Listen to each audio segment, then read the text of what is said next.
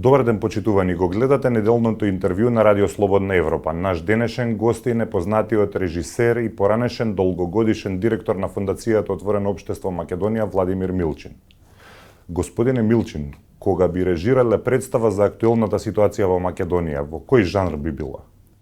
Тоа веројатно била некаква гротеска, која е типична по тоа дека во неа се мешаат комичното и трагичното, и тоа на еден начин кој на крајот, без оглед на тоа дали од време на време се случува смеа како реакција на она што се случува на сцена, на крај впечатокот е мачен, така останува тоа во грлото. Бевте еден од најжестоките критичари на владењето на Никола Груевски. Сега не ја штедите ниту власта на Зоран Заев. Што најмногу ви пречи? Всушност најмногу ми пречи тоа што ги се откажа од собствените ветувања. Де факто, излегува дека тоа што беше изложено пред да дојдат на власт беше само демагогија, ветувања во кои очигледно ни тие не верувале. Ми паѓаат на ум три класични македонски дела литературни. Првото е Крпен живот, второто е драма Печалбари, третото е Арамиско гнездо. Мислам дека овие три наслови од нашата веќе класична литература одлично ја опишуваат, ја дефинираат состојбата во која ние сме доведени со тоа што власта на коалиционата влада на Зоран Заев де факто ја продолжи праксата на претходната, на она на Никола Груевски. Кои неисполнети ветувања први ви паѓаат на памет?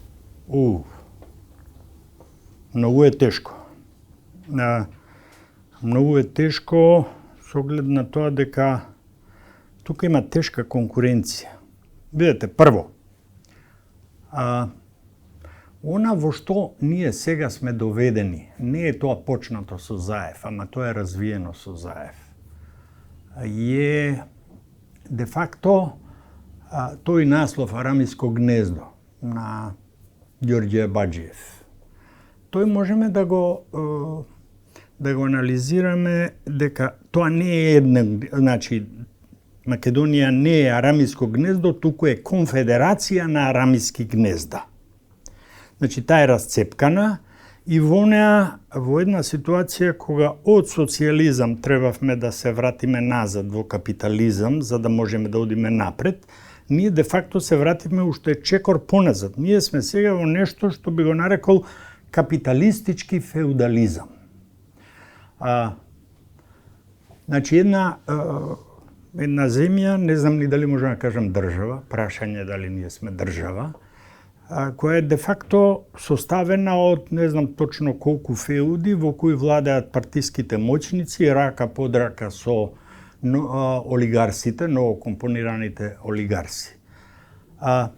Најлесно ми е да одговорам дека она прво што ми паѓа на ум е, нели, нема правда, нема мир. Нема правда, ама има мир денес. А требаше да има правда за да има мир. Мислам дека да не беше таа толку, како би рекол, таа голема енергија која де факто го урна Груевски, да не беше потрошена во тоа, да имаше денес, се уште, јас мислам дека на улиците ќе се случуваа слики кои ги гледавме во времето на Груевски. Сега Заев има пред себе една, би рекол, потрошена, изманипулирана поголема група граѓани кои не сакаат одново да се најдат во ситуација да бидат изманипулирани. Како гледате на дел од тогашните ваши соборци кои по промената на власта се вдомија во институциите и сега глас не им се слуша? Тие на кои не им се слуша глас, тие се пасивни, би рекол. Меѓутоа има и оние на кои им се слуша гласот, кои делат лекции, кои опоменуваат, па некои од нив и се закануваат на своите некогашни соборци. Тоа е страшно разочарување, се разбира. Иако всушност мислам дека имаше една најава за тоа. Јас не бев во Скопје тогаш кога се случи Заев, игнорирајќи го договорот, нели, да го прогласи распуштањето на коалицијата за Македонија, граѓани за Македонија. Не беше проблемот во таа коалиција да се распушти. Проблемот беше дека таму требаше двете страни. Значи, граѓанското општество и партијата СДСМ со нејзините, нели, придружни коалициони партнери, тоа заедно да го соопштат и да го објаснат. Заев тоа го изведе така што тој направи всушност, ај сега, до сега ми требавте, сега не ми требате. И ги шутна граѓаните. Така што тоа веќе покажуваше што ќе се случува. Потоа почна да се покажува кој од граѓаните веќе фатил фотелја, му ветиле, се исполнило, делумно, цело и така натаму. Во секој случај тоа е нешто што представува големо бреме за било каков граѓански ангажман, бидејќи тоа што се случи го обезвреднија, подкопа, минира идејата за граѓански ангажман. Кај нас сега не може да се случи она што се случи во Загреб, нели? Да се избере градоначалник кој представува глас на невладиниот сектор.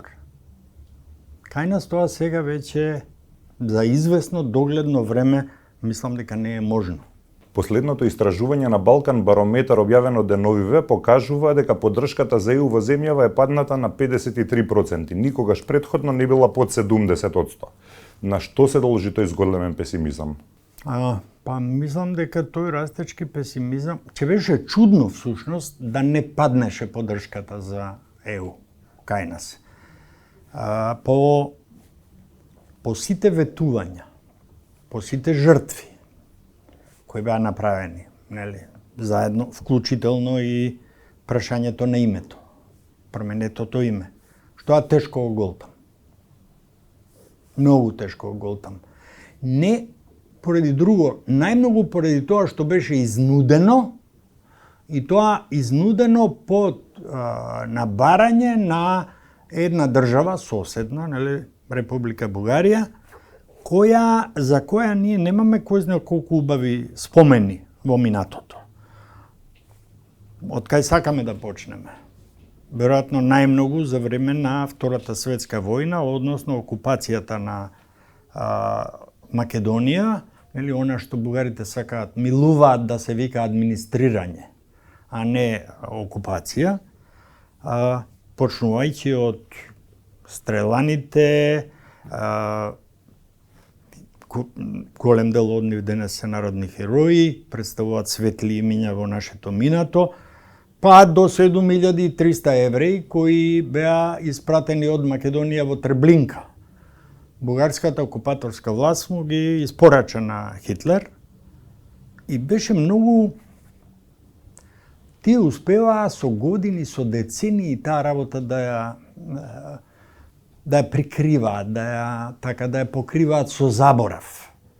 Меѓутоа, некои работи не се забораваат. Добро, каде е коренот на тој спор со Бугарија? Коренот, мислам дека се работи за нешто што јас обично го нарекувам мал или малечок уше подобро балкански империализам. Погледнете во колку војни Бугарија има учествувано, токму заради тоа. Да собере што е можно поголем дел од онаа територија на географска Македонија. Така што, мислам дека е тоа навистина еден комплекс кој веројатно живее таму, се уште, барем јас така знам, и политичарите од време на време има тука еден континуитет, ама тој има осцилации, нели? Некогаш е помалку истакнат, понекогаш постигнува шпицови, исклучоците, бугарски политичари кои не играле на картата на тој империализам, можете на прсти да ги броите, почнувајќи од Георги Димитров, например. Али? И тука има пиши бриши по историјата, нели?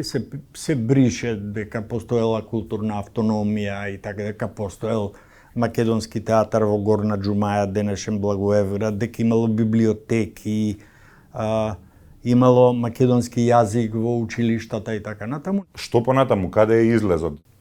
Па он може да има решение доколку прво постои добра волја на двете страни. Во случајот мислам дека Бугарија се однесува, односно власта бугарска се однесува силеџиски и уценувачки и не гледам во овој момент, во догледна иднина, дека работите ќе се поправат. Дали е само Бугарија? Гледате ли во Европската Унија вистинска желба за проширување?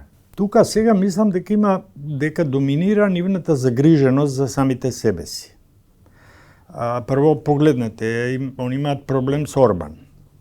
Имаат проблем со премиерот на Полска.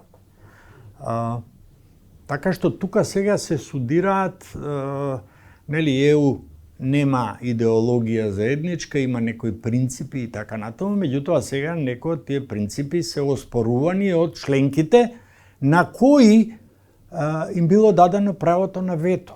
Тоа е мислам дека е тоа најпогубната одлука што ЕУ ја донесла и мислам дека во основа тоа не било дел од идеите договорот меѓу Германија и Франција. Значи двајца лидери на две држави кои два пати војувале во светски војни се договориле дека тоа не може повеќе понатаму, дека Европа повеќе не може да ги трпи тие штети, тие катастрофи и така натаму.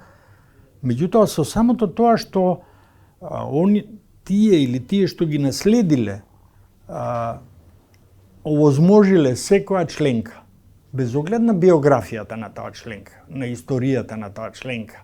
Тоа нераščистување, особено, нели, тие биле на некој начин привилегирани бившите земји членки или на Советскиот сојуз или на Варшавскиот пакт, ним помалу им се гледало низ прсти. Сега тоа гледање низ прсти нив ги осоколи. Нели, добиле право на вето и сега имате ситуации кои се крајно непријатни. Нели, Орбан пцуе де факто по некои од принципите врз кои е базирана Европска Унија и во која овие најважните членки се колнат.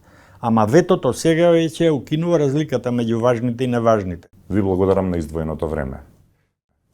Тоа беше се во неделното интервју на Радио Слободна Европа, почитувани. До гледање.